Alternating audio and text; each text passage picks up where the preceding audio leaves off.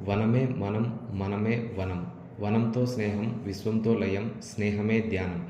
శాకాహారిగా జీవిస్తే జంతువులతో స్నేహం, అసత్యం పలకకుండా జీవిస్తే మానవులతో స్నేహం, మౌనంగా జీవిస్తే మొక్కలతో స్నేహం, మొక్కలు నాటడం, వృక్షాలను సంరక్షించడం, నీటితో స్నేహం, భూమిపై నీటిలా జీవించడం భూమితో స్నేహం, భూమిలా జీవించడం విశ్వంతో స్నేహం, విశ్వంతో స్నేహం లయం.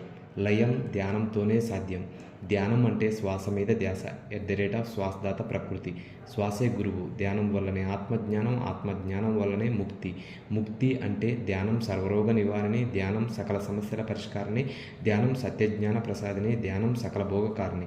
ఆరోగ్య జగత్ ఈజ్వల్ శాకాహార జగత్ ప్లస్ ధ్యాన జగత్ ప్లస్ ప్రకృతి జగత్. కనుక మనందరం శాకాహారం తిందాం, ధ్యానం చేద్దాం, ప్రకృతి మాట విందాం, ఆరోగ్యంగా ఉందాం. భూగ్రహ పాఠశాల సత్యం అహింసా సిద్ధాంతం ఏమిటంటే శాకాహారిగా జీవించడం, స్నేహతత్వం, భూమిని నీటిని శుభ్రంగా ఉంచడం, దైవత్వం, ధ్యానమే మానవ జీవన మార్గం.